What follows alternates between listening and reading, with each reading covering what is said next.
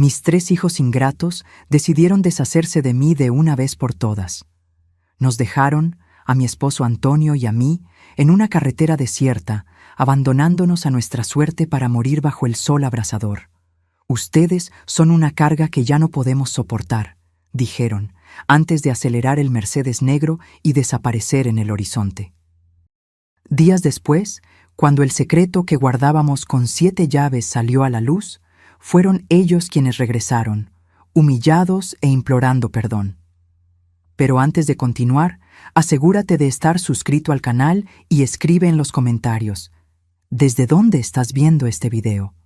Nos encanta saber hasta dónde llegan nuestras historias. Todo comenzó un jueves por la mañana. Estaba en la cocina preparando café para todos, como lo había hecho durante más de 40 años. A los 72, mis manos ya no tenían la misma firmeza, pero aún podía freír huevos y hacer un café que José decía que era el mejor del mundo. Esa mañana, sin embargo, había un peso en el aire, una tensión que conocía bien después de meses viviendo con mis 3 hijos en la casa que alguna vez fue solo nuestra. Sentí los pasos de Claudia incluso antes de verla. Mi hija mayor entró en la cocina todavía en bata, con el rostro tan cerrado como una puerta con llave. «Mamá, ¿cuántos huevos estás friendo?» La pregunta llegó cargada de acusación. «Solo 4, hija. 1 para cada uno». Ella suspiró dramáticamente, arrojando una pila de facturas sobre la mesa. Inmediatamente reconocí las recetas médicas de José. Mi esposo había sufrido del corazón durante años y las medicinas eran nuestro mayor gasto. $600, mamá, 600. ¿Sabes cuánto representa eso en mi presupuesto mensual? No respondí. Las palabras se quedaron atrapadas en mi garganta como espinas de pescado. En ese instante, José apareció en la puerta, caminando despacio, apoyándose en las paredes. A los 75 años, cada paso parecía una batalla para él. Su rostro, antes lleno de vida, estaba marcado por una tristeza que me partía el corazón. «Buenos días, hija», dijo, intentando sonreír. Claudia ni siquiera respondió. Tomó un pedazo de pan, lo untó con mantequilla con enojo y salió de la cocina como si estuviéramos contaminados por alguna enfermedad contagiosa. Nos sentamos a la mesa en silencio, comiendo despacio. Miré a José y vi lágrimas formándose en las esquinas de sus ojos cansados. Ese hombre había construido esta casa con sus propias manos, ladrillo por ladrillo. Había trabajado 6 días a la semana durante 4 décadas para darles a sus hijos todo lo que podíamos ofrecer. Y ahora éramos tratados como intrusos en nuestro propio hogar. «Ellos tienen razón, Teresa», murmuró José, mirando su plato. «Estamos dando demasiados problemas». Antes de que pudiera responder, Ricardo entró en la cocina, todavía con su uniforme del turno de noche en la fábrica. Mi hijo del medio siempre había sido el pacificador, el equilibrado, pero su rostro mostraba el mismo cansancio, la misma irritación que veía en Claudia. «Papá, mamá, necesito hablar con ustedes». Se sentó pesadamente en la silla, frotándose el rostro con sus manos callosas. «Esta situación no puede continuar. Están viendo las facturas médicas, ¿verdad?» «Hijo, podemos intentar reducir las medicinas», respondió José con voz temblorosa. «Hablar con el médico sobre alternativas más baratas». Ricardo sacudió la cabeza. «No es solo eso, es todo. La comida, la luz, el espacio. Esta casa ya no da para 5 adultos».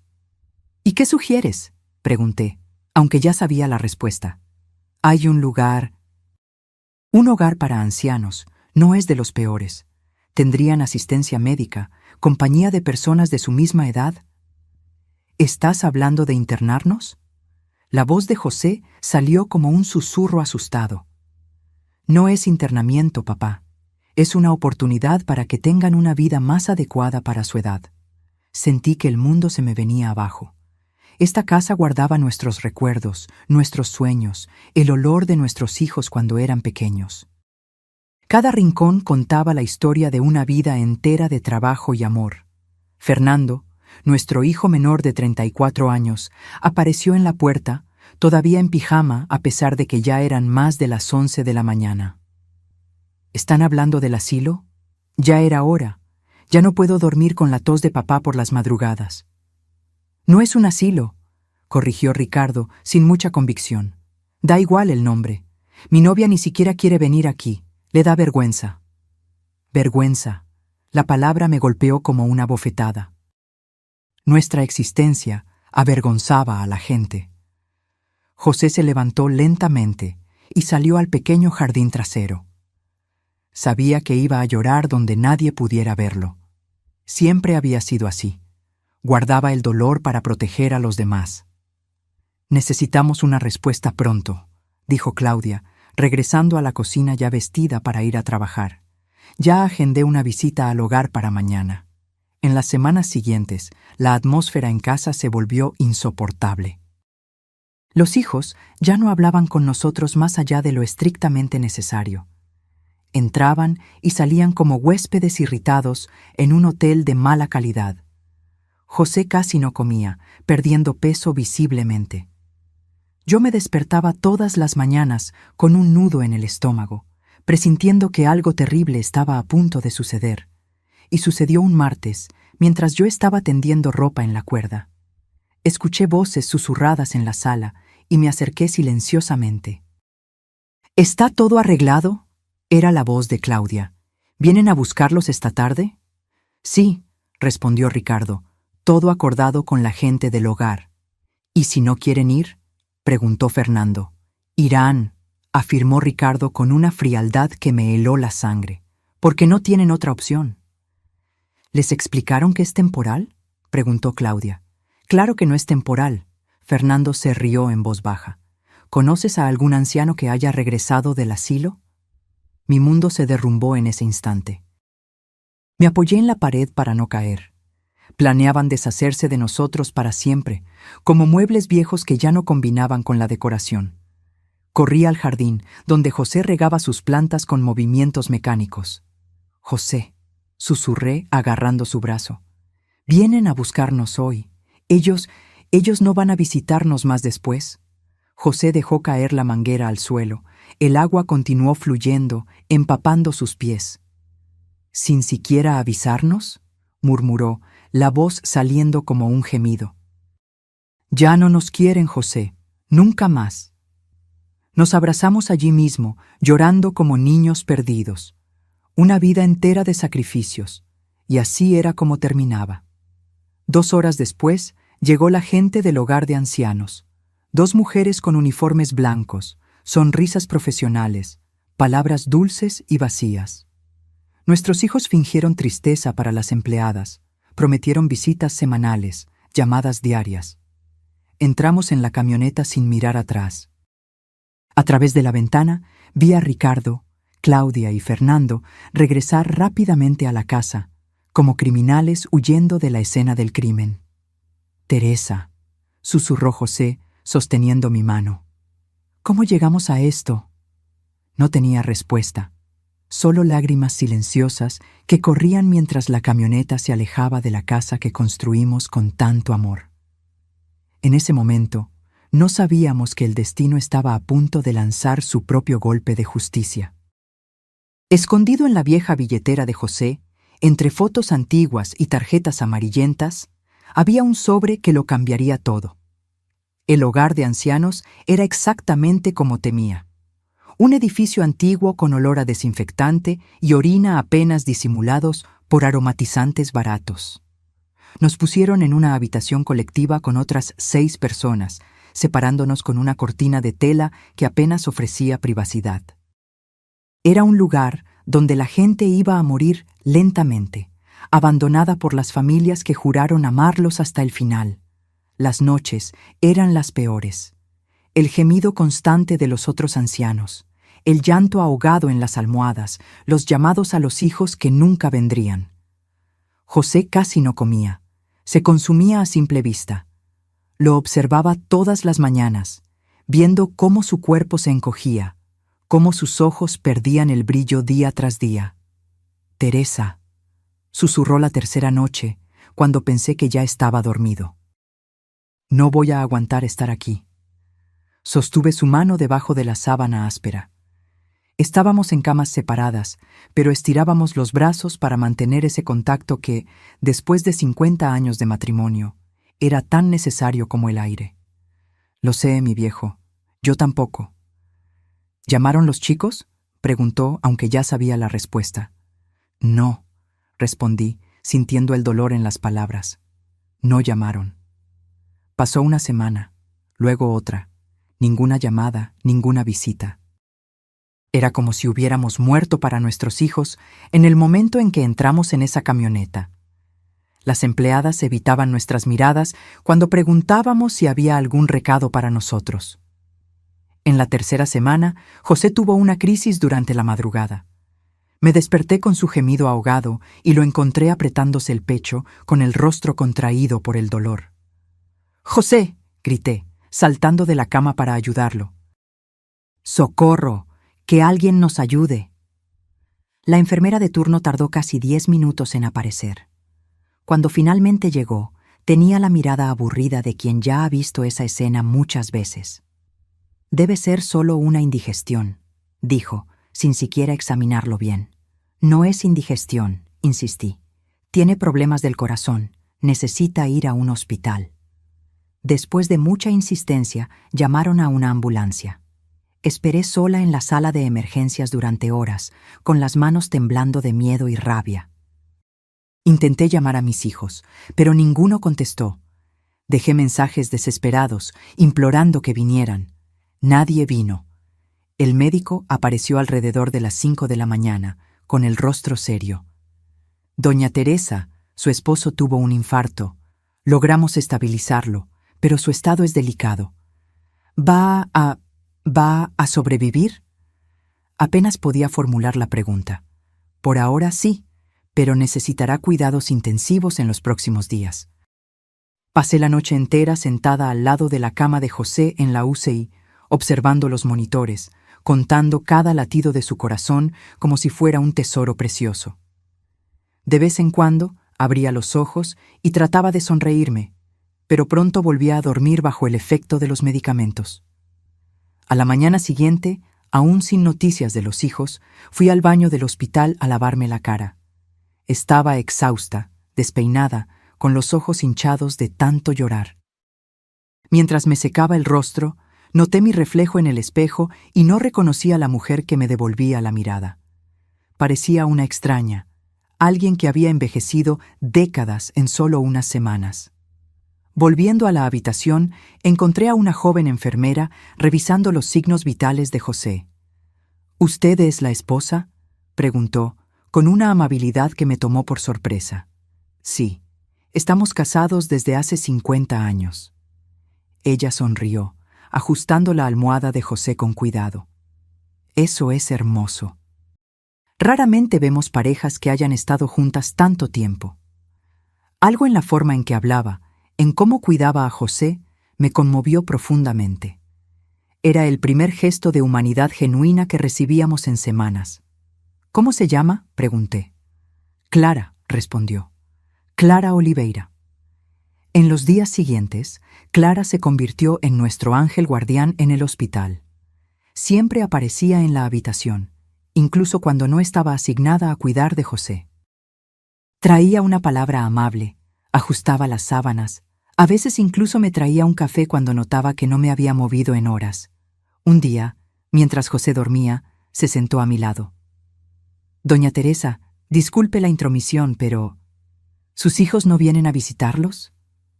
Sacudí la cabeza, sintiendo que el nudo en mi garganta se apretaba. Ellos nos pusieron en un hogar de ancianos y nunca más aparecieron». Clara se quedó en silencio por unos momentos, sus ojos llenos de lágrimas. «Sabe, mi mamá trabaja como cuidadora de ancianos. Las historias que cuenta son desgarradoras». «Lo entiendo», respondí, aunque en realidad no lo entendía. ¿Cómo podía alguien entender el dolor de ser abandonado por los propios hijos? En realidad, mi esposo, Paulo, y yo hemos estado hablando mucho sobre eso últimamente. No comprendí de inmediato a dónde quería llegar. ¿Sobre qué, exactamente? Sobre cuánto nos gustaría tener abuelos en nuestras vidas. Los míos murieron cuando yo era pequeña, y los padres de Paulo viven en el extranjero. Extrañamos esa sabiduría, esa presencia que solo los mayores pueden ofrecer. Me quedé en silencio, insegura de qué responder. Clara continuó, vacilante. Tenemos una habitación extra en casa. No es gran cosa, pero es acogedora. Y yo trabajo aquí en el hospital. Puedo vigilar la salud de su José. Paulo tiene una pequeña tienda de reparaciones. Trabaja en casa. Nunca estarían solos. Mi corazón comenzó a latir más rápido. ¿Era posible que esta joven, prácticamente una extraña, estuviera ofreciendo lo que nuestros propios hijos nos habían negado? Clara, ¿estás invitándonos a vivir con ustedes? Ella se sonrojó, de repente avergonzada. Disculpe si parezco entrometida. Es que, bueno, Paulo y yo lo hemos hablado mucho. Creemos que podríamos ayudarnos mutuamente. Ustedes tendrían un hogar y nosotros tendríamos la familia que siempre quisimos. Las lágrimas corrieron libremente por mi rostro. No sabía qué decir. Era un milagro en medio de la desesperación, un faro en la oscuridad en la que se había convertido nuestra vida. Esa noche, cuando José se despertó más lúcido, le conté sobre la oferta de Clara. Vi sus ojos llenarse de lágrimas, la primera luz de esperanza iluminando su rostro en semanas. Ellos ni siquiera nos conocen, Teresa, susurró. ¿Por qué harían eso por nosotros? Tal vez existan personas buenas en el mundo, después de todo, respondí sosteniendo su mano. Personas que ven valor donde nuestros propios hijos solo vieron una carga. Una semana después, cuando José recibió el alta, no regresamos al hogar de ancianos. Clara y Paulo vinieron a recogernos al hospital. Paulo era un joven alto y delgado, con una sonrisa fácil y manos callosas por el trabajo. Nos recibieron en su pequeño pero impecable apartamento, donde habían preparado una habitación especialmente para nosotros, con una cama de matrimonio, cortinas floreadas e incluso un florero con violetas en la ventana. No es mucho, pero es nuestro hogar, dijo Paulo, ayudando a José a acomodarse, y ahora es su hogar también.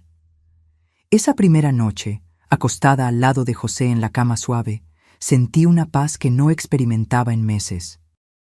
Él sostuvo mi mano como lo hacía todas las noches durante 50 años. Teresa, susurró en la oscuridad, quizás Dios no nos ha abandonado por completo, después de todo. Sonreí, aunque él no podía verme en la oscuridad. Quizás no, mi viejo, quizás no. Los días que siguieron fueron de adaptación y descubrimientos. Clara trabajaba en el hospital en turnos de 12 horas, pero siempre llegaba a casa con una sonrisa, preguntando cómo había sido nuestro día. Paulo trabajaba en el pequeño taller que había montado en el garaje del edificio, reparando aparatos electrónicos. A veces, José bajaba para estar con él, observando su trabajo, conversando sobre los tiempos en que él también reparaba cosas en casa. Comencé a cocinar de nuevo, algo que siempre me encantó hacer. Preparaba el almuerzo para todos, hacía pasteles y panes que Paulo y Clara devoraban con elogios sinceros. Por primera vez en mucho tiempo, me sentía útil, valorada. Una tarde, mientras lavaba los platos del almuerzo, encontré algo en el bolsillo de la vieja chaqueta de José que había apartado para lavar. Era un sobre amarillento con el membrete de un bufete de abogados. Parecía haber estado allí mucho tiempo, olvidado. Lo abrí con cuidado y comencé a leer el contenido. Mi corazón casi se detuvo. Mis manos temblorosas apenas podían sostener los papeles. Leí y releí cada palabra, incrédula. Según ese documento, mi padre, fallecido hacía más de 10 años, había dejado una herencia sustancial que estaba siendo administrada por un bufete de abogados. Habían intentado contactarnos varias veces en la antigua dirección, sin éxito. La herencia incluía 10 propiedades en el centro de la ciudad, todas alquiladas, y una cantidad en efectivo que, con los intereses acumulados, superaba los $20 millones. 20 millones. Más dinero del que José y yo jamás soñamos tener en toda nuestra vida de trabajo. Me senté en la silla de la cocina, con las piernas temblando. ¿Cómo había llegado ese sobre a la chaqueta de José? ¿Por qué nunca lo habíamos visto antes?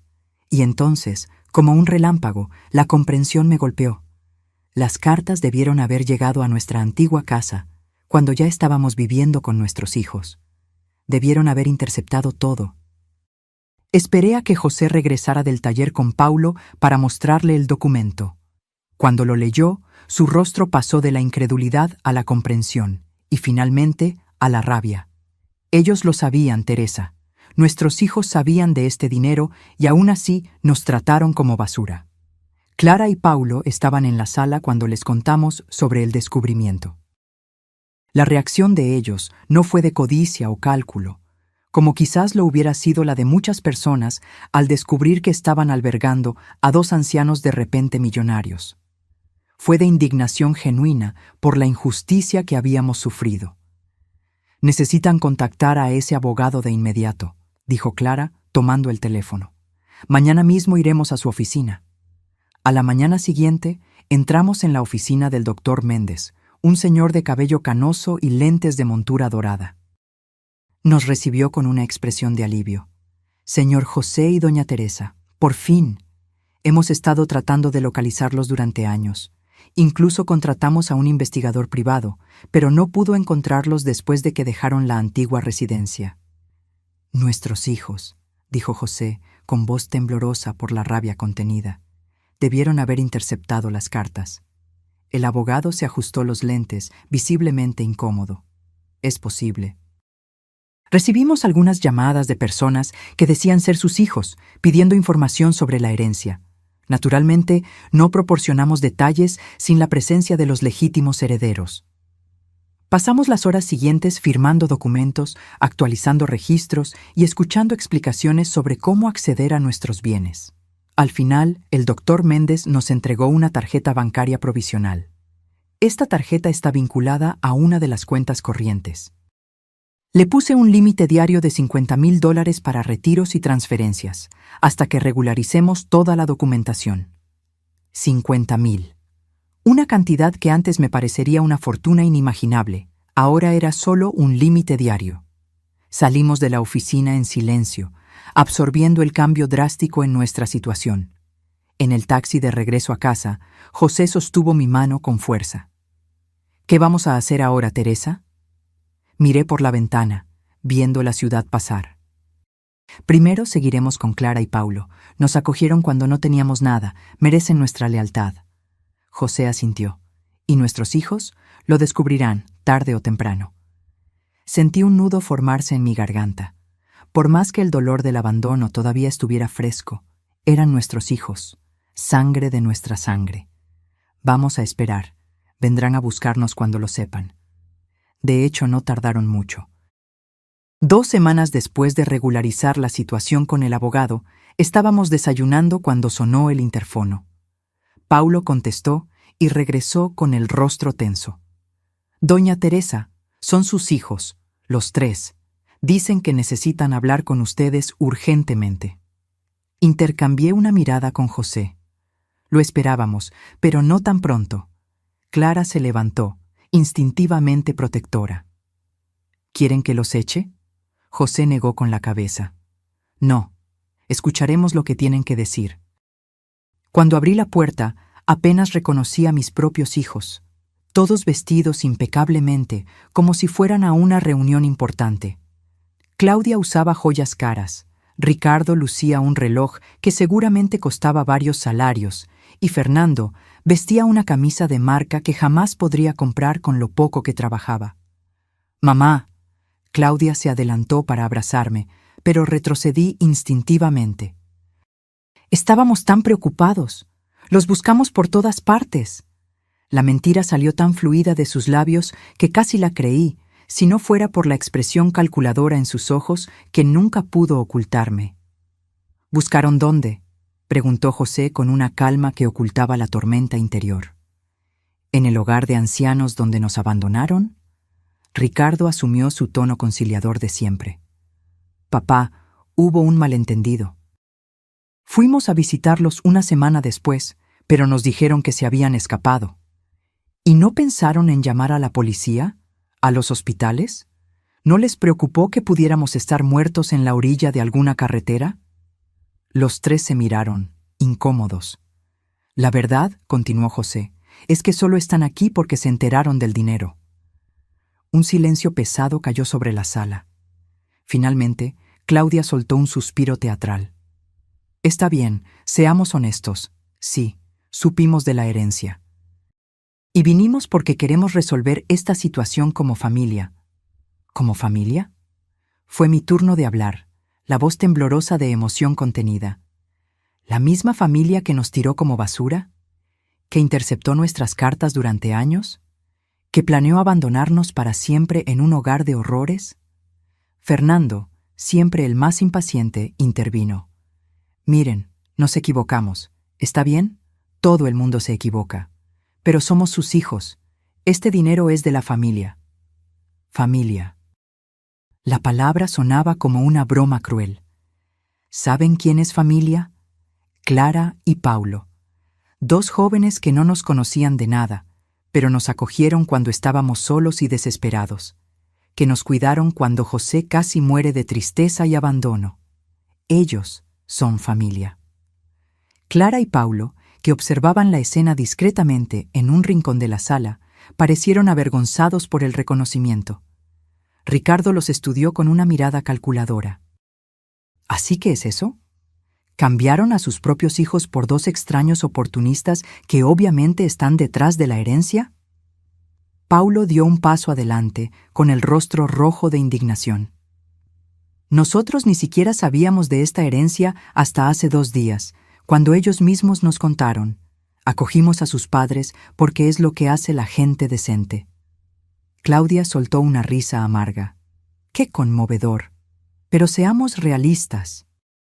Este dinero le pertenece a nuestra familia, no a extraños que aparecieron de repente. Observé a mis hijos, tratando de encontrar algún rastro del amor que alguna vez creí que sentían por nosotros. No encontré nada más que codicia y cálculo. En contraste, miré a Clara y Paulo, quienes nos habían dado un hogar cuando no teníamos nada que ofrecer a cambio. La decisión ya estaba tomada incluso antes de que me diera cuenta. Tienen razón en un punto, dije finalmente. El dinero le pertenece a la familia, y nosotros elegimos cuál es nuestra familia ahora. Los rostros de mis hijos se contorsionaron en expresiones de shock y rabia. Ricardo fue el primero en recuperar la compostura. Mamá, no puedes estar hablando en serio. Somos sus hijos, su sangre. Sangre, murmuró José. ¿De qué sirve la sangre cuando no hay amor? Fernando, siempre el más explosivo, se adelantó amenazadoramente. ¡No pueden hacer esto! ¡Este dinero es nuestro por derecho! Paulo se puso entre nosotros y Fernando, protegiéndonos instintivamente. Creo que es hora de que se vayan. No sin antes resolver esto, gritó Claudia. Vamos a demandar. Vamos a probar que no están en condiciones mentales de administrar este dinero. Aquello fue la gota que colmó el vaso. La idea de que pudieran intentar declararnos incapacitados solo para poner sus manos en la herencia mostró cuán bajo estaban dispuestos a llegar. Salgan de nuestra casa, dije, con la voz más firme que jamás había tenido. Ahora. Los tres se quedaron inmóviles por un momento, conmocionados por mi determinación. Luego, como una tormenta que finalmente se desata, comenzaron a gritar acusaciones, amenazas, promesas de volver. Paulo llamó a la seguridad del edificio, que amablemente, pero con firmeza, escoltó a mis hijos hacia la salida. Antes de irse, Claudia se dio la vuelta una última vez, con los ojos brillando de rabia. Esto no se va a quedar así, se van a arrepentir. Cuando la puerta finalmente se cerró, sentí que mis piernas flaqueaban. José me abrazó y lloramos juntos, no por las amenazas, sino por la muerte definitiva de las últimas ilusiones que aún manteníamos sobre nuestros hijos. Esa noche, acostada al lado de José, reflexioné sobre el rumbo que nuestra vida había tomado. ¿Hicimos todo mal, José? ¿Fracasamos como padres? Él suspiró profundamente, acariciando mi cabello canoso. No, Teresa. Dimos amor, educación, valores. Ellos eligieron su camino. No podemos culparnos por eso. ¿Y ahora qué? ¿Qué haremos con tanto dinero? Viviremos, Teresa. Viviremos los años que nos quedan con dignidad y propósito, y ayudaremos a quienes realmente merecen ser ayudados. Me dormí con esas palabras resonando en mi mente, imaginando las posibilidades que se abrían ante nosotros. Era como si, por primera vez en mucho tiempo, el futuro no fuera solo un horizonte sombrío de abandono y soledad, sino un campo abierto de posibilidades. Los meses siguientes fueron de transformación. Con parte del dinero, compramos un apartamento amplio en el mismo edificio donde vivían Clara y Paulo. Insistimos en que se mudaran con nosotros, formando una familia no por sangre, sino por elección. Al principio, dudaron. Doña Teresa, argumentó Clara, no nos deben nada. Hicimos lo que cualquier persona con corazón haría. Precisamente por eso los queremos cerca, respondí, porque los corazones, como los de ustedes, son raros. El apartamento tenía 4 habitaciones, una sala espaciosa con vista al parque de la ciudad y una cocina amplia donde volví a preparar comidas para todos con gusto. José consiguió un rincón en el balcón para sus plantas, que florecieron junto con su ánimo renovado. Paulo montó un taller mejor en el edificio, con equipos nuevos que le compramos. Su negocio de reparaciones creció rápidamente y pronto pudo contratar a 2 ayudantes. Clara continuó trabajando en el hospital, pero redujo su carga horaria para tener más tiempo con nosotros. Nuestra nueva vida parecía un sueño después de la pesadilla que habíamos vivido. Pero la sombra del pasado seguía persiguiéndonos.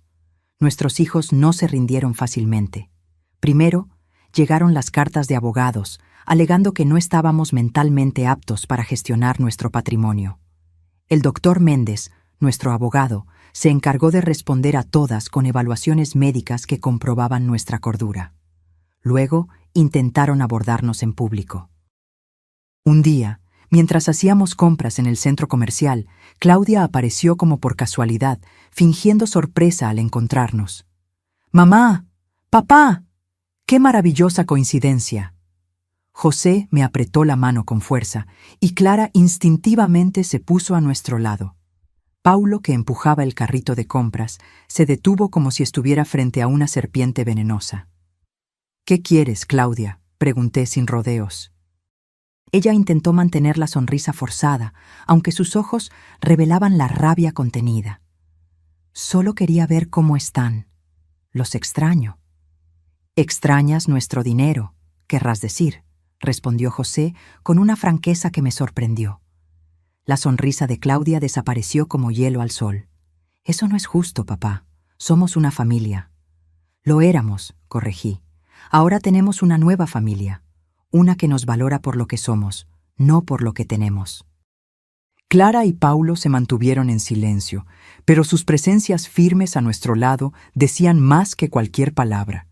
Claudia los miró con desprecio apenas disimulado. Estos oportunistas los convencieron en contra de sus propios hijos. ¿No se dan cuenta de que están siendo manipulados? Fue Paulo quien respondió, con una calma que contrastaba con la furia en sus ojos. «La única manipulación que veo es la suya, intentando que sus padres se sientan culpables después de todo lo que hicieron». Salimos del centro comercial rápidamente después de ese encuentro, sintiendo la mirada de Claudia siguiéndonos como un depredador frustrado. De camino a casa, José se quedó en silencio, con el rostro tenso y pálido. «¿José?», lo llamé, preocupada. «¿Te sientes mal?». Él negó con la cabeza, pero vi una lágrima solitaria correr por su rostro arrugado. «Es solo que, por más que sé que hicieron algo mal, duele ver que se convirtieron en esas personas». Esa noche fue difícil. José tuvo pesadillas, despertándose varias veces llamando a los hijos. Yo lo abrazaba, tratando de alejar los fantasmas que lo atormentaban, pero sabía que algunas heridas eran demasiado profundas para sanar por completo. A la semana siguiente, recibí una llamada inesperada. Era Sonia, la esposa de Ricardo. Siempre tuvimos una relación cordial, aunque nunca cercana. Parecía nerviosa al teléfono. «Doña Teresa, ¿puedo encontrarla para hablar? ¿Solo nosotras dos?» Dudé, temiendo otra trampa de mis hijos, pero algo en su voz parecía sincero. «Está bien, pero quiero que sea en un lugar público». Nos encontramos en una cafetería en el centro. Sonia estaba abatida, con ojeras profundas y las manos temblando al sostener la taza de café. Esperó a que el mesero se alejara antes de hablar. Vine sin que Ricardo lo supiera. Si él descubre que estoy aquí... «¿Qué está pasando, Sonia?» Ella respiró hondo, como si estuviera tomando coraje. «Las cosas están complicadas desde que ustedes se fueron. Al principio pensé que realmente habían aceptado ir al hogar de ancianos. Ricardo decía que era lo mejor para todos, que estarían mejor cuidados allí». Me quedé en silencio, esperando que continuara. Cuando descubrí que se habían escapado, me asusté. Quise llamar a la policía, a los hospitales, pero Ricardo... Él dijo que ustedes estaban bien, que habían decidido vivir por su cuenta. ¿Y tú le creíste? Ella sacudió la cabeza, avergonzada. No por completo, pero él es mi esposo, y nunca imaginé... ¿Nunca imaginaste que nos habían abandonado para morir? Sonia se cubrió el rostro con las manos, llorando silenciosamente. Perdóneme, doña Teresa. Debería haber hecho más. Debería haber insistido. Sentí que la rabia se diluía un poco ante esa mujer rota frente a mí. ¿Por qué me cuentas esto ahora? Ella se secó las lágrimas con una servilleta. Porque ya no puedo más.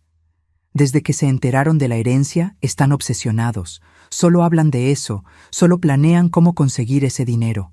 Ya no reconozco a mi esposo. ¿Y tus nietos? ¿Cómo están? La mención de los nietos pareció desencadenar una nueva ola de lágrimas. Los niños preguntan por ustedes, los extrañan, pero Ricardo les prohibió hablar del tema. Sentí un dolor agudo en el pecho. Mis nietos, privados incluso de mencionar nuestros nombres. ¿Qué quieres de mí, Sonia? Ella respiró hondo, pareciendo finalmente llegar al punto. Quiero pedirles que no corten por completo los lazos con sus nietos. Ellos no tienen la culpa de las elecciones de sus padres. Era una petición justa. Los niños realmente no tenían la culpa. ¿Cómo puedo verlos si Ricardo les prohibió incluso que hablen de nosotros? Yo podría traerlos a visitarlos cuando él esté trabajando. La propuesta era tentadora, pero peligrosa. ¿Eso no te pondría en riesgo? Sonia sonrió tristemente. Algunas cosas valen el riesgo, doña Teresa. Los niños necesitan saber que todavía tienen abuelos que los aman.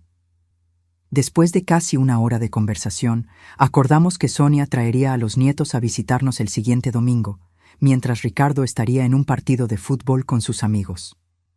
Volví a casa con sentimientos contradictorios.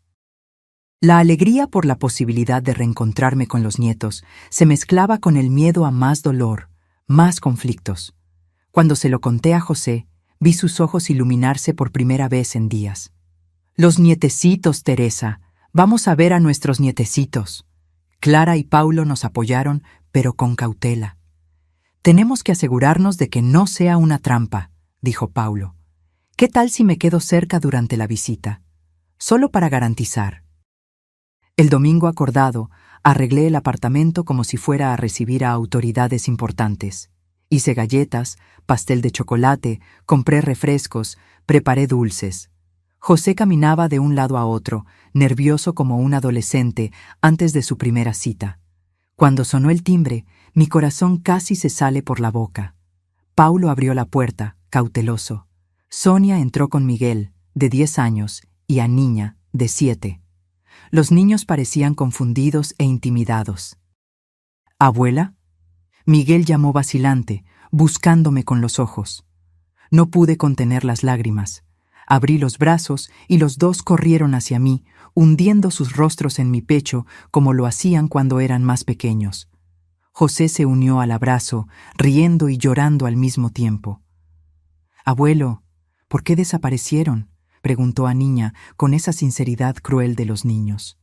«Papá dijo que ya no querían vernos». José tragó saliva, luchando para que la rabia no se le notara.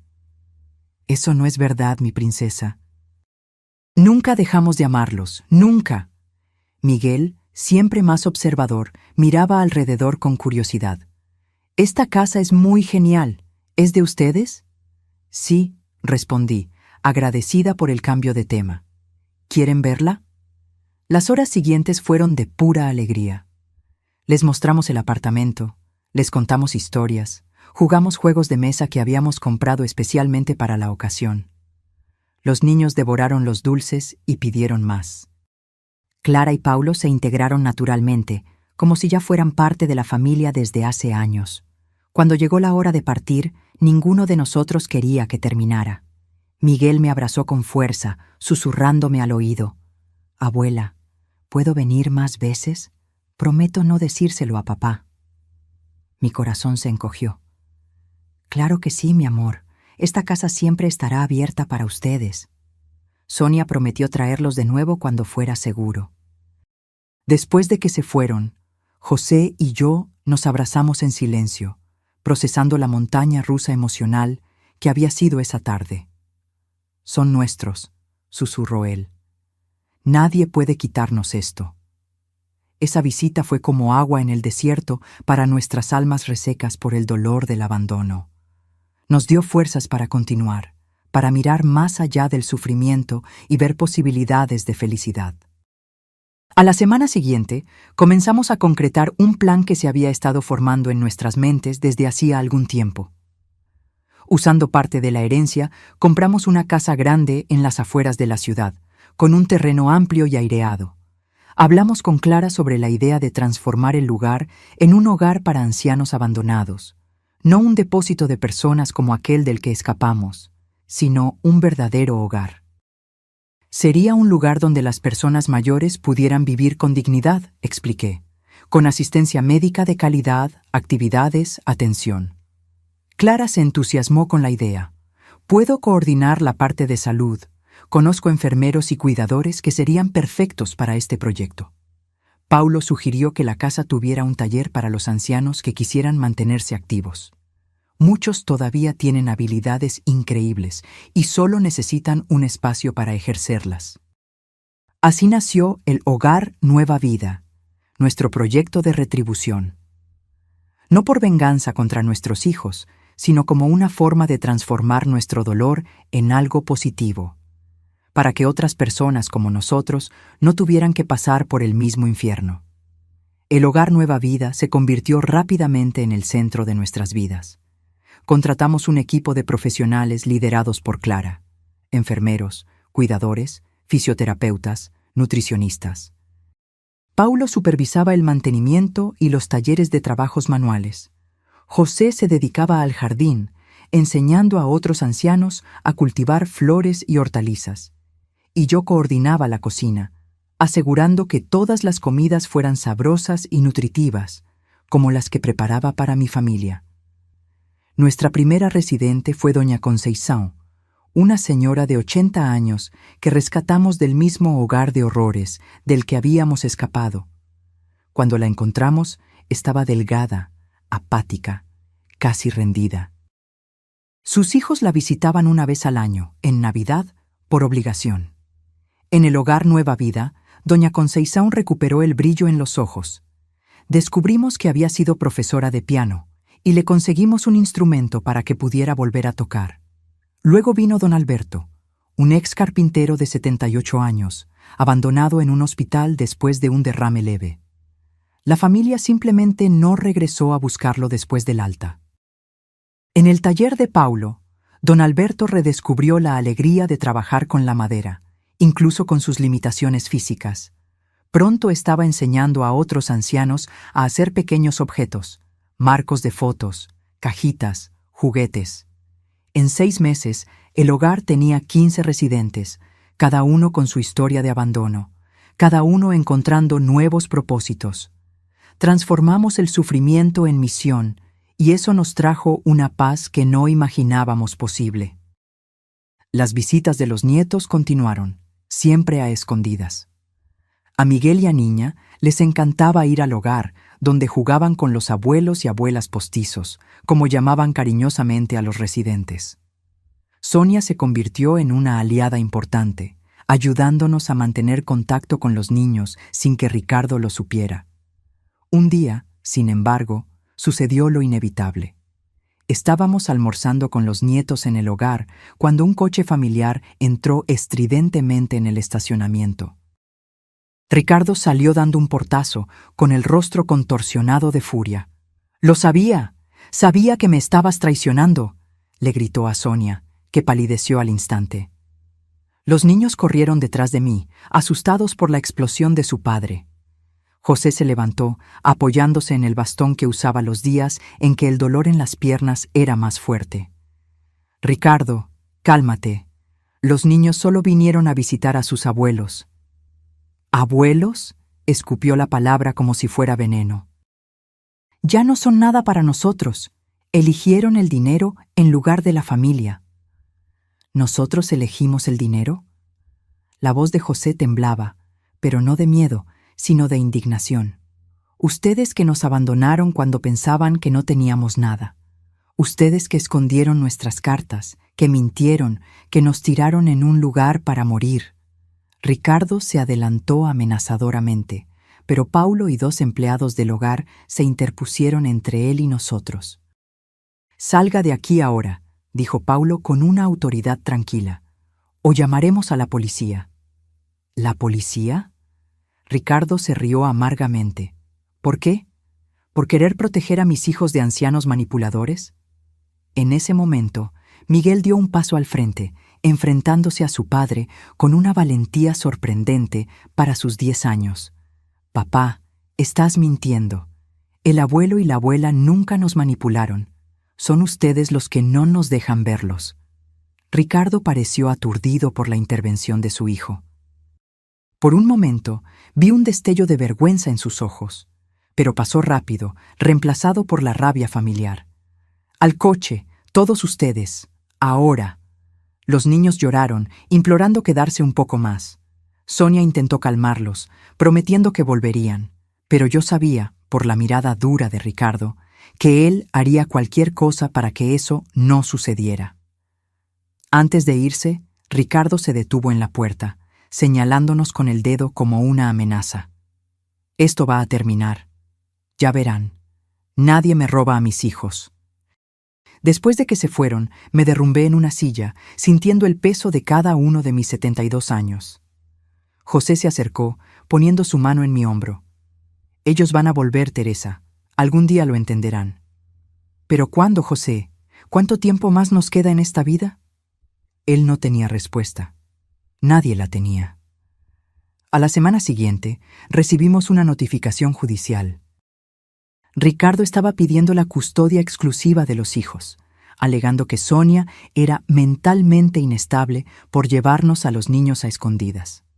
También solicitaba una orden de restricción que nos impediría ver a los nietos.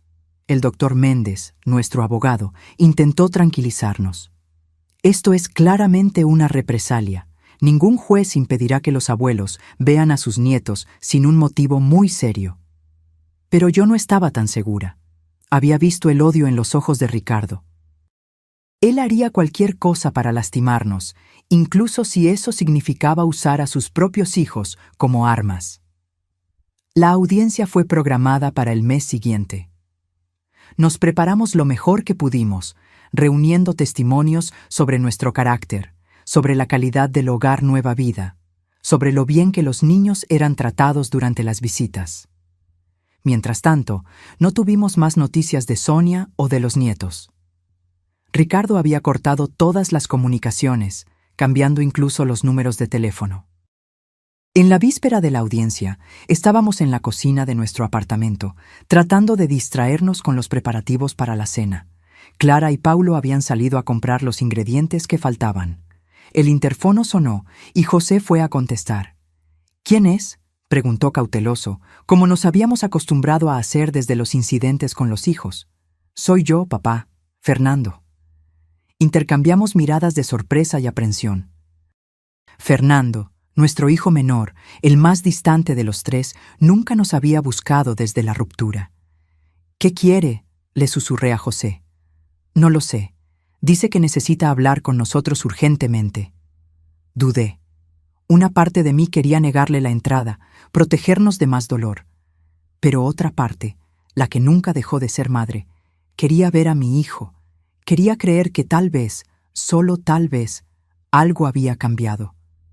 Déjalo subir, decidí finalmente. Fernando parecía diferente cuando entró en el apartamento. Más delgado, con ojeras profundas, el cabello despeinado. Ya no tenía esa arrogancia juvenil que siempre lo había caracterizado. Mamá, papá, murmuró, pareciendo incapaz de continuar. ¿Qué quieres, Fernando?, pregunté, manteniendo distancia emocional y física. Se hundió en el sofá, pareciendo de repente exhausto. Yo no sé por dónde empezar. José se sentó en el sillón frente a él, mirándolo directamente a los ojos.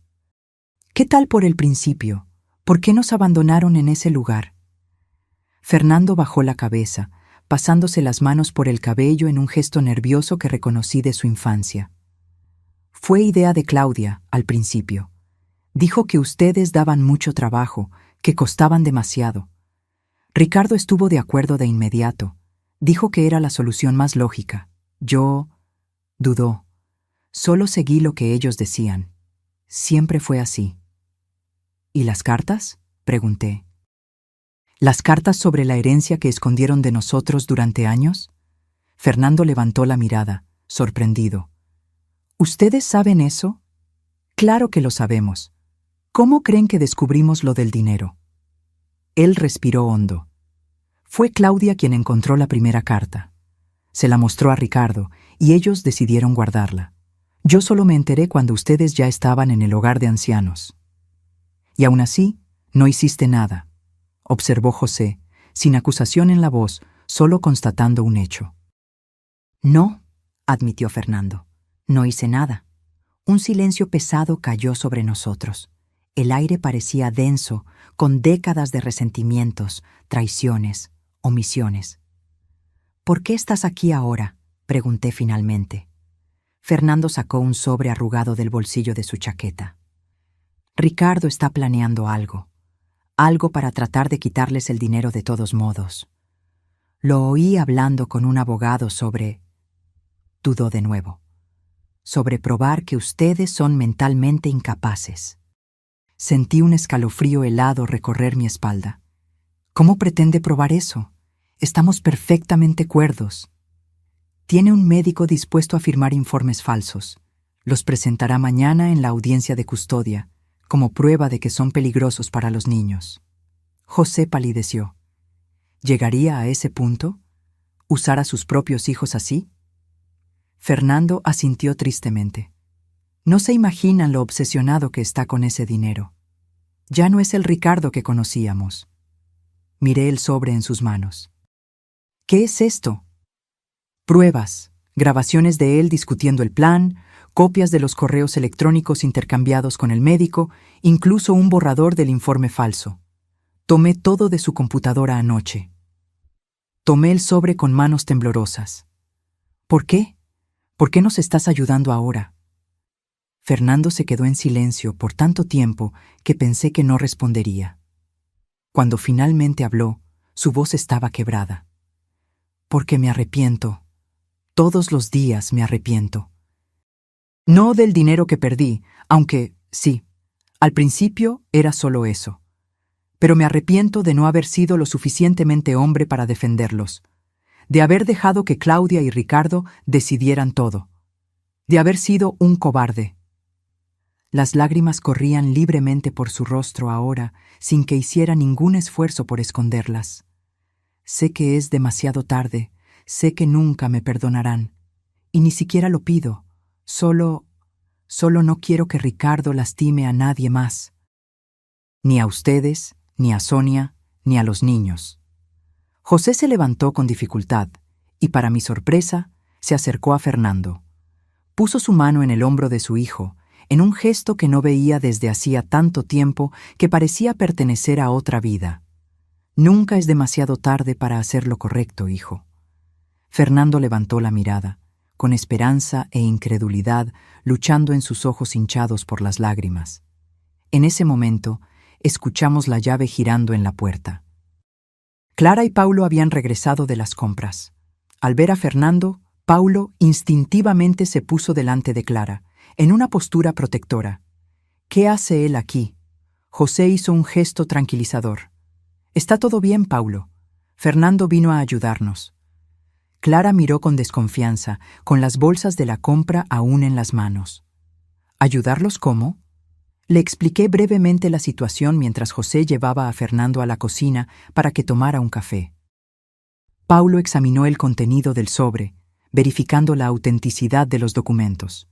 Si esto es cierto, el juez se comerá vivo a Ricardo mañana, comentó, hojeando los papeles. Es cierto, afirmó Fernando desde la cocina. Yo estaba allí cuando él lo planeó todo. Puedo testificar. Clara se acercó a mí, preocupada. ¿Estás bien con esto? ¿Con él aquí? Miré a la cocina, donde José y Fernando conversaban en voz baja. Había tanta historia entre nosotros, tanto dolor, tanto amor desperdiciado. No lo sé, respondí honestamente, pero creo que es un comienzo. Esa noche, Fernando durmió en el sofá de la sala. Antes de que nos fuéramos a la cama, me llamó. «Mamá, ¿puedo preguntarte algo?» «Claro. ¿Por qué el hogar Nueva Vida? ¿Por qué usar el dinero para ayudar a otros ancianos en lugar de, no sé, viajar por el mundo, disfrutar?» La pregunta me tomó por sorpresa, no por la duda en sí, sino por el hecho de que Fernando estuviera genuinamente interesado. «Porque entendemos el dolor», respondí simplemente. «Porque sabemos lo que es ser abandonado, ser tratado como algo desechable, y porque descubrimos que la mejor forma de curar nuestro propio dolor es ayudando a otros a curar los suyos». Fernando asintió lentamente, procesando. «Ustedes son mejores personas de lo que nosotros seremos jamás». «No, hijo. Solo aprendimos algunas lecciones de la manera más difícil». A la mañana siguiente, entramos en el tribunal preparados para la batalla. El doctor Méndez había trabajado toda la noche, incorporando las nuevas evidencias al proceso. Fernando caminaba con nosotros, nervioso, pero decidido. Ricardo ya estaba allí con su abogado, mostrando esa confianza de quien está seguro de la victoria. Cuando vio a Fernando a nuestro lado, su expresión se transformó en puro shock, seguido rápidamente por rabia. «¡Traidor!», siseó cuando pasamos por él. Fernando mantuvo la cabeza en alto, sin responder a la provocación. La audiencia comenzó con las alegaciones de Ricardo, que pintó un cuadro de abuelos mentalmente inestables, potencialmente peligrosos para los niños. Su abogado presentó el famoso informe médico, hablando con la autoridad de quien tiene pruebas irrefutables. Cuando llegó nuestro turno, el doctor Méndez se levantó con calma. En lugar de refutar directamente las alegaciones, pidió permiso para llamar a un testigo sorpresa. Fernando Méndez, hijo de los demandados y hermano del demandante. El juez, un hombre de mediana edad con ojos cansados pero atentos, autorizó con un gesto. Fernando caminó hasta la silla de los testigos, temblando visiblemente. Hizo el juramento y miró directamente al juez, evitando la mirada asesina de Ricardo. «Señor Fernando», comenzó el doctor Méndez, ¿puede contarnos sobre las verdaderas intenciones de su hermano en este proceso? Durante la hora siguiente, Fernando desgranó toda la trama: el abandono deliberado en el hogar de ancianos, la intercepción de las cartas sobre la herencia y, finalmente, el plan de Ricardo para declararnos incapaces basándose en informes médicos fraudulentos. Presentó los correos electrónicos, las grabaciones, documentos que probaban cada una de sus afirmaciones. Ricardo se ponía más rojo a cada minuto, casi echando espuma por la boca de rabia. Su abogado intentó interrumpir varias veces, alegando que las pruebas eran inadmisibles, pero el juez mantuvo el orden en el tribunal. Finalmente, Fernando llegó a la parte más difícil del testimonio, su propia participación. «Yo también soy culpable», declaró con voz quebrada.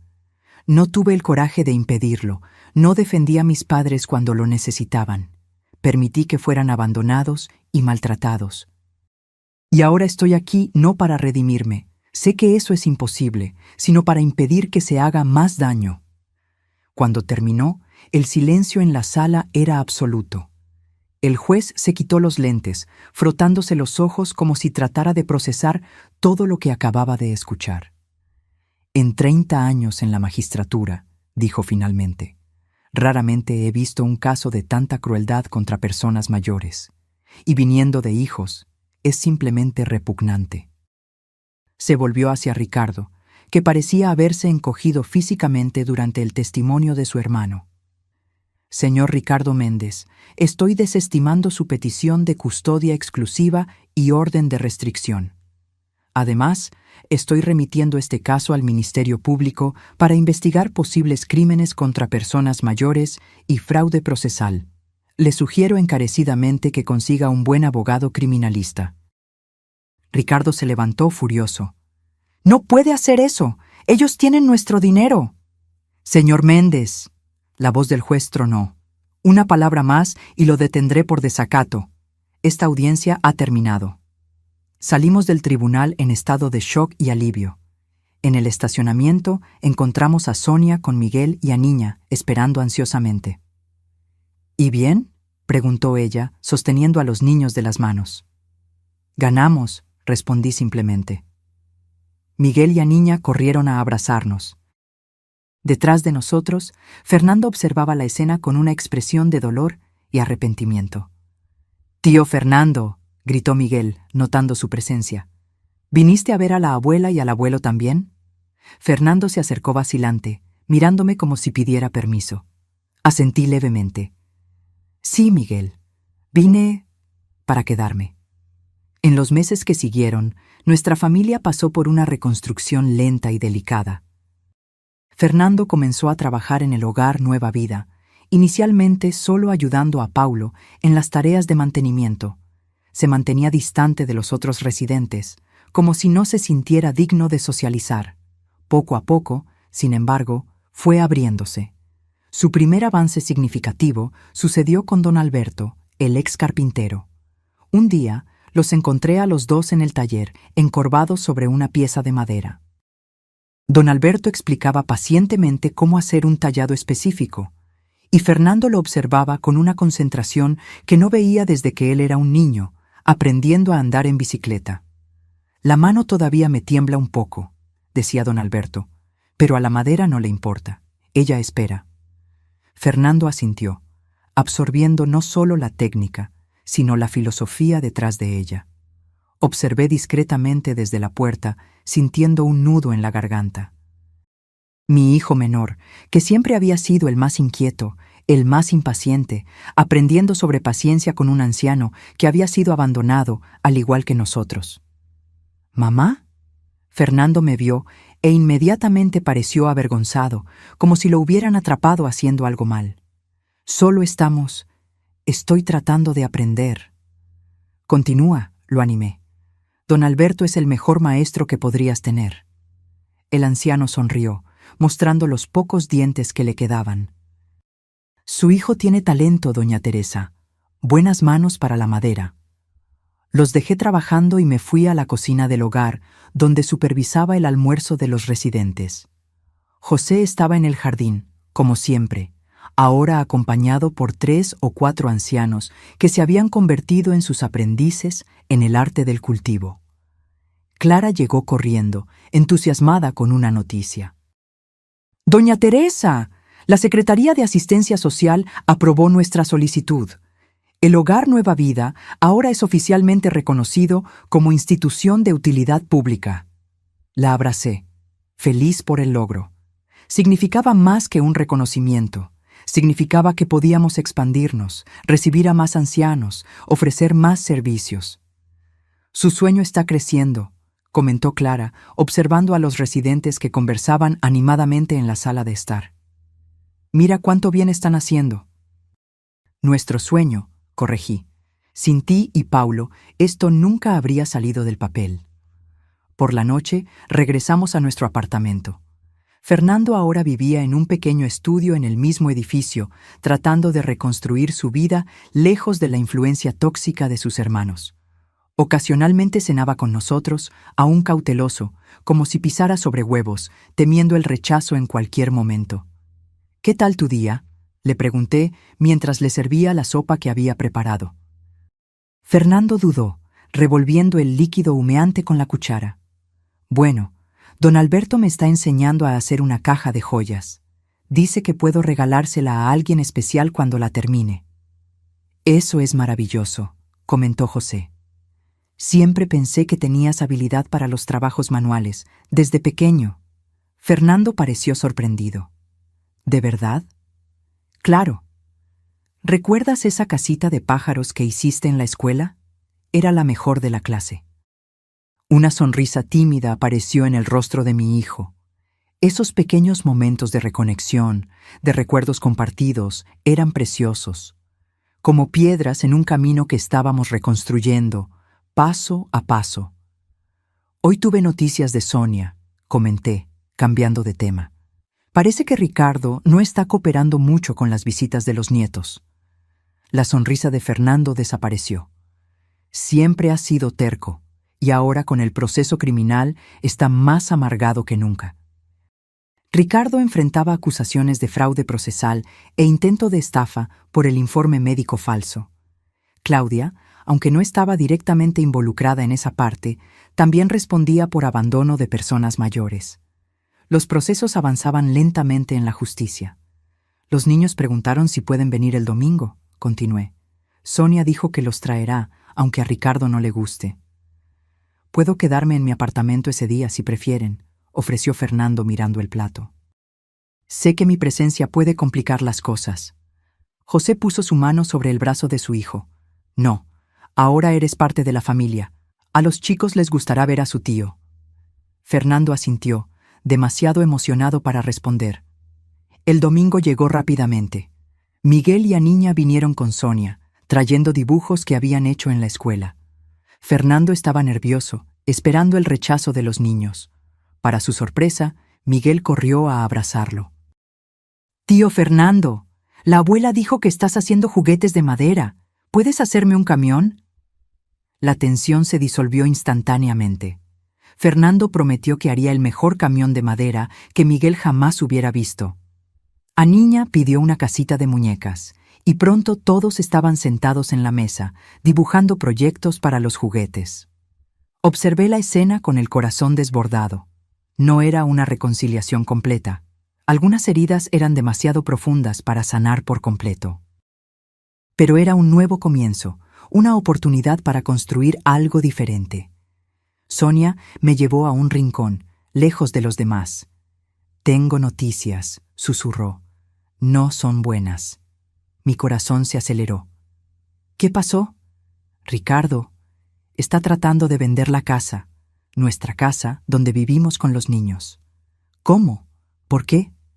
«Tiene serios problemas financieros, los procesos, los abogados, y parece que perdió su trabajo por el escándalo.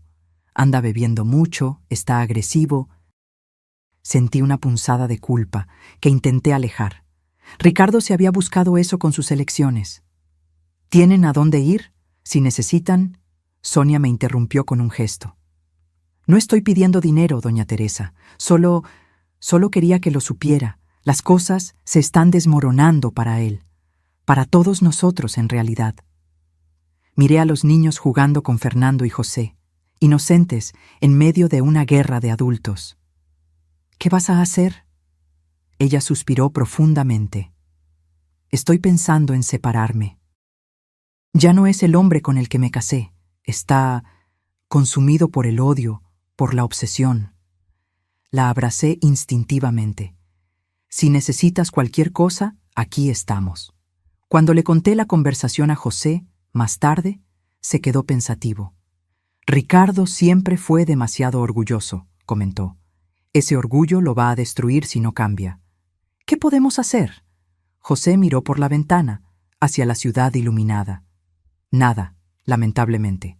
Cada uno tiene que encontrar su propio camino. Nosotros les ofrecimos nuestro perdón, nuestra puerta abierta. El resto depende de él.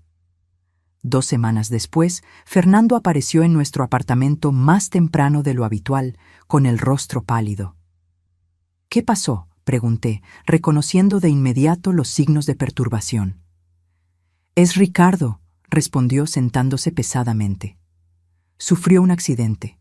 Está en el hospital». José bajó el periódico que estaba leyendo. «¿Qué tipo de accidente?». «Chocó el coche. Estaba borracho».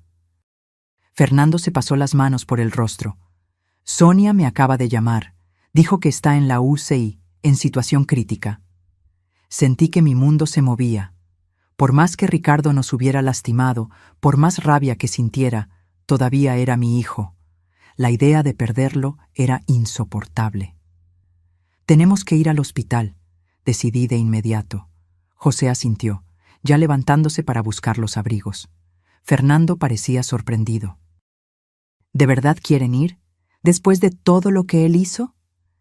«Fernando», dijo José con suavidad, «cuando tienes hijos, el amor nunca se acaba por completo. Puede quedar enterrado, puede transformarse, pero nunca desaparece». En el hospital encontramos a Sonia con los ojos hinchados de tanto llorar. Miguel y Aniña estaban con su abuela materna, protegidos del drama que se desarrollaba. El médico nos informó que Ricardo había sufrido un traumatismo craneal y una hemorragia interna. Le habían hecho una cirugía de emergencia, pero las próximas 48 horas serían cruciales. «Estaba tan trastornado los últimos días», contó Sonia. «Comenzó a beber temprano, salió conduciendo como un loco. El policía que atendió el accidente dijo que chocó contra un poste a más de 100 por hora. Esperamos en la sala de espera. El tiempo se arrastraba con la lentitud peculiar de los momentos de crisis. Fernando caminaba de un lado a otro. José sostenía mi mano, ambos perdidos en pensamientos y oraciones silenciosas. Cuando el médico regresó, su rostro serio nos contó la historia antes incluso de que hablara. «Lo siento», dijo simplemente. «Hicimos todo lo que pudimos». Sonia se desplomó en una silla, sollozando. Fernando se apoyó en la pared como si sus piernas ya no pudieran sostenerlo. José me abrazó fuerte y sentí sus lágrimas calientes contra mi cuello. Lloré por el hijo que había perdido 2 veces, una por la codicia, otra por la muerte. Lloré por el niño que alguna vez había sido, por el hombre en el que podría haberse convertido si hubiera tomado decisiones diferentes. En los días siguientes, como en una neblina, organizamos el funeral. Claudia apareció, con el rostro marcado no solo por el luto, sino por el miedo. Con la muerte de Ricardo, los procesos en su contra ganaban nuevo peso. Estaba sola ahora, sin su hermano para compartir la culpa. Cuando nuestras miradas se cruzaron en el cementerio, vi algo que nunca había visto antes en los ojos de mi hija: vulnerabilidad. Ya no había arrogancia, no había cálculo, solo una mujer devastada, enfrentando las consecuencias de sus elecciones. Después de la ceremonia, cuando casi todos se habían ido, Claudia se acercó vacilante. «Mamá», su voz era solo un susurro. «Yo no sé qué decir». La miré, a esta extraña que era mi hija. «Entonces no digas nada, a veces el silencio es mejor». Yo nunca quise que esto sucediera, con Ricardo, quiero decir. Nadie lo quiso, Claudia, pero nuestras acciones tienen consecuencias, muchas veces más allá de lo que podemos prever. Ella bajó la mirada, con las manos temblando levemente. «¿Qué va a pasar conmigo ahora?». La pregunta me tomó por sorpresa, no por el contenido, sino por la vulnerabilidad genuina que conllevaba. «Eso depende en parte de ti», respondí honestamente. «Los procesos continuarán, pero siempre hay espacio para la reparación, para el cambio». José, que se había acercado silenciosamente, añadió: «Nuestra puerta está abierta, Claudia. Siempre lo ha estado, pero necesitas entrar con el corazón abierto, no con las viejas intenciones». Ella asintió. con lágrimas corriendo silenciosamente. No hubo abrazos, no hubo promesas. Solo esa pequeña apertura, esa posibilidad de un camino diferente. En el coche, de regreso a casa, José sostuvo mi mano. ¿Crees que ella realmente cambiará?, pregunté. No lo sé, respondió él con honestidad, pero todos merecen la oportunidad de intentarlo. Esa noche, mirando las fotos antiguas de nuestra familia, los 3 hijos pequeños, sonrientes, aún no marcados por las decisiones que tomarían, sentí una profunda melancolía. Tantas posibilidades, tantos caminos que podrían haberse tomado. No te tortures, mi amor, susurró José, sentándose a mi lado. El pasado ya pasó, solo podemos construir el futuro. Asentí, guardando el álbum. Tenía razón, como siempre. Al día siguiente, continuaríamos nuestro trabajo en el Hogar Nueva Vida. Continuaríamos acogiendo a Fernando en su viaje de redención. Continuaríamos ofreciendo a Claudia la posibilidad de reconciliación. Continuaríamos siendo abuelos para Miguel y a Niña, apoyo para Sonia. Continuaríamos viviendo, amando, perdonando. Porque al final descubrí que esa es la verdadera riqueza, no los millones en nuestra cuenta bancaria, sino la capacidad de transformar incluso las peores heridas en algo que sana a nosotros mismos y a los demás. Han pasado 3 años desde la muerte de Ricardo. Años de transformaciones, curaciones y nuevos comienzos. El Hogar Nueva Vida ha crecido, acogiendo ahora a 30 ancianos. Compramos la casa de al lado y expandimos las instalaciones, creando un ala especializada para personas mayores con demencia y Alzheimer. Clara coordinaba un equipo de 15 profesionales, implementando prácticas innovadoras de cuidado. Fernando encontró su propósito en la carpintería. Lo que comenzó como terapia personal se transformó en vocación. Creó un taller para enseñar el oficio no solo a los ancianos del hogar, sino a jóvenes en situación de vulnerabilidad social. Decía que era su forma de reparación, ayudar a unir generaciones que normalmente no se encontrarían.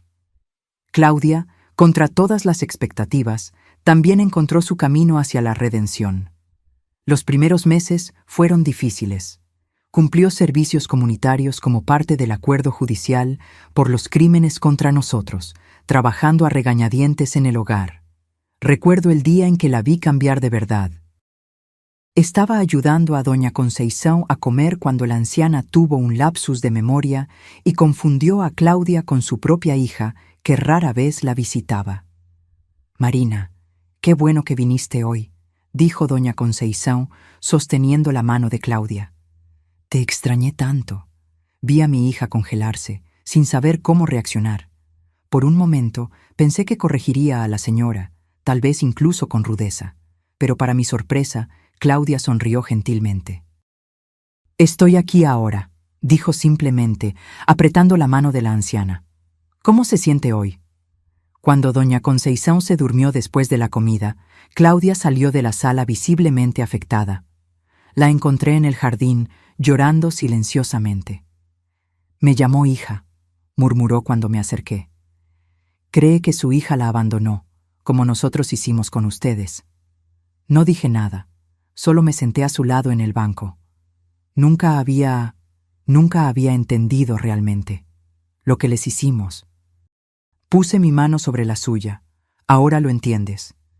«Es horrible», susurró ella. «¿Cómo pudimos hacer eso? ¿Cómo pude hacer eso con mis propios padres?» Esa tarde marcó el inicio de la verdadera transformación de Claudia. Comenzó a ser voluntaria en el hogar incluso después de cumplir su condena. Volvió a estudiar, graduándose en gerontología. Hoy coordina un programa de apoyo a cuidadores familiares, ayudando a personas que enfrentan el desafío de cuidar a parientes ancianos en casa. Nuestra relación nunca volvió a ser lo que era antes. Algunas fracturas son demasiado profundas para sanar por completo. Pero encontramos un nuevo equilibrio, un respeto mutuo nacido del dolor compartido y de la sanación buscada juntas. Sonia se mudó a un apartamento cerca del nuestro con Miguel y a Niña. Los niños crecieron teniendo abuelos presentes, viniendo a visitarnos casi a diario después de la escuela. Miguel, ahora con 13 años, pasaba horas en el taller con Fernando, aprendiendo los secretos de la carpintería. Niña, a los 10, prefería el jardín, donde ayudaba a José a cultivar flores y verduras que abastecían la cocina del hogar. José y yo, a los 75 y 72 años, encontramos una paz que nunca imaginamos posible después del trauma del abandono. Usamos la mayor parte de la herencia para crear una fundación que financia hogares para ancianos éticos en todo el país, estableciendo estándares rigurosos de cuidado y dignidad. Una tarde de domingo estábamos todos reunidos para el almuerzo, José y yo, Fernando y su novia Mariana, una enfermera que conoció en el hogar, Claudia, que venía sola, todavía no lista para nuevas relaciones, Sonia con los niños, Clara y Paulo con su hija pequeña, Elena. La mesa estaba llena, las conversaciones eran animadas, las risas de los niños, una escena que parecía imposible años atrás. Después del almuerzo, mientras los demás conversaban en la sala, José me llamó al balcón. El atardecer pintaba el cielo de naranja y rosa, una vista que nunca dejaba de emocionarme. ¿En qué estás pensando?, pregunté, notando su mirada distante. Él sonrió, esa sonrisa que conocía tan bien después de 53 años de matrimonio. En los viajes. En cómo a veces necesitamos perdernos por completo para encontrar el camino correcto. Apoyé la cabeza en su hombro, sintiendo la comodidad familiar de su cuerpo contra el mío. ¿Quién diría que nuestro peor momento se transformaría en nuestra mayor bendición? El abandono no fue la bendición, corrigió él gentilmente. Fue lo que elegimos hacer con él. En ese momento, con la luz dorada del final de la tarde iluminando su rostro arrugado, José parecía más sabio y hermoso que nunca. Sus manos, ahora más temblorosas por la edad, aún sostenían las mías con la misma firmeza de cuando éramos jóvenes. ¿Sabes qué me da más paz?, continuó. Ver que rompimos el ciclo. Miguel y Niña están creciendo viendo el valor de las personas mayores, aprendiendo que el amor no es condicional. Asentí, observando a nuestros nietos a través de la ventana.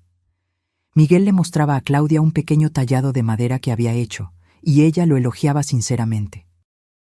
Niña dibujaba algo en su cuaderno, probablemente otro de los retratos que le gustaba hacer de todos los ancianos del hogar. Ellos no van a abandonar a sus padres cuando envejezcan, comenté. Ni a sus propios hijos cuando llegue su turno. José asintió. Y eso vale más que los 20 millones. Nos quedamos allí, en silencio cómodo, viendo el sol ponerse. Pensando en las lecciones que la vida nos enseñó de la manera más dura. Que el verdadero valor no está en el dinero o las posesiones, sino en el amor que damos y recibimos. Que las heridas más profundas pueden convertirse en fuentes de sanación, que nunca es demasiado tarde para empezar de nuevo.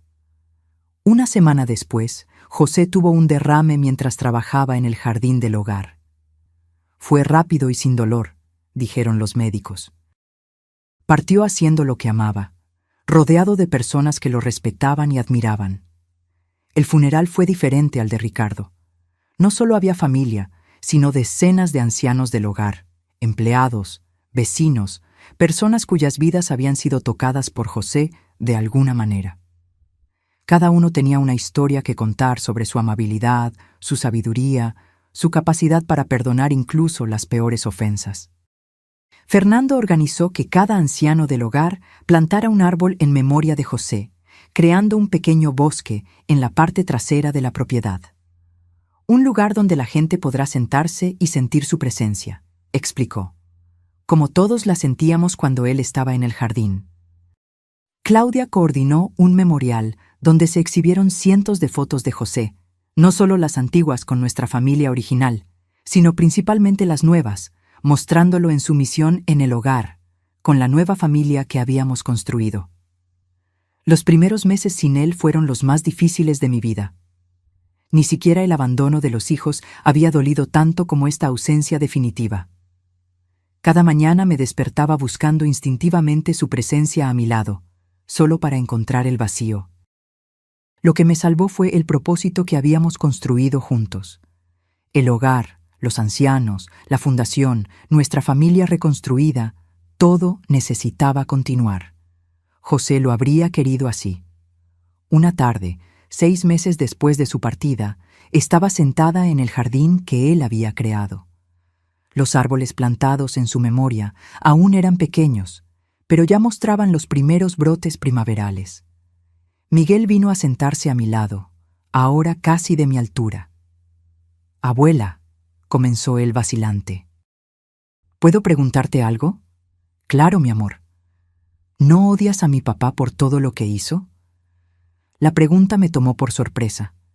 Miguel rara vez hablaba de Ricardo, como si el trauma de la pérdida hubiera convertido el tema en tabú. «No, Miguel», respondí honestamente. «No lo odio. Lo odié por un tiempo. Pero descubrí que el odio solo me lastimaba a mí, no a él». «¿Pero cómo pudiste perdonar? ¿Después de todo?» Miré el rostro joven de mi nieto, que ya mostraba rasgos del hombre que sería algún día, y elegí mis palabras con cuidado. Perdonar no significa olvidar o fingir que el daño no sucedió. Significa elegir no dejar que el rencor controle tu vida. Tu padre cometió errores terribles, pero también era una persona compleja, con sus propios dolores y limitaciones. Miguel se quedó en silencio, absorbiendo. Lo que aprendí, Miguel, es que la vida es demasiado corta para vivirla con rabia. Tu abuelo José solía decir que el rencor es como beber veneno esperando que el otro muera.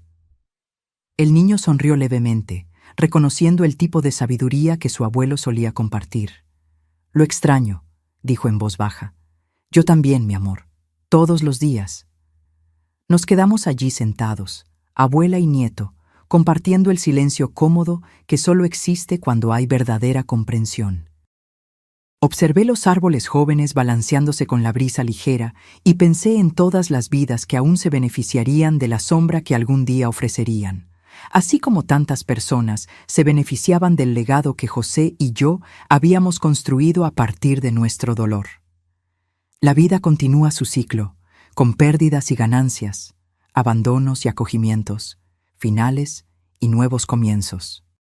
Lo importante, descubrí finalmente, es la elección que hacemos ante cada golpe, ante cada herida, dejar que nos endurezcan y amarguen, o usarlas como fuente de sabiduría y compasión. José y yo elegimos el segundo camino, y aunque él ya no esté aquí para ver los frutos, sé que su esencia vive en cada rincón del hogar Nueva Vida, en cada sonrisa de un anciano que recuperó la dignidad, en cada abrazo de nuestros nietos, en cada gesto de redención de nuestros hijos. Nuestros hijos nos tiraron como basura, creyendo que éramos solo una carga. No sabían que estaban descartando no solo $20 millones, sino el amor más valioso que podrían haber recibido. Algunos aprendieron la lección a tiempo, otros, lamentablemente, no. En cuanto a mí, continúo mi viaje, agradecida por cada día, por cada recuerdo, por cada oportunidad de transformar el dolor en propósito. No sé cuánto tiempo más me queda en esta vida, pero sé que cuando llegue mi hora de partir, no dejaré solo dinero o propiedades. Dejaré un legado de perdón, de reconstrucción, de amor que persiste a pesar de las peores traiciones. Un legado que vale mucho más que 20 millones. Ahora, si te gustó esta historia, dale clic a este próximo video que aparece en la pantalla, porque en él hay una historia de traición y cambio como nunca has visto antes.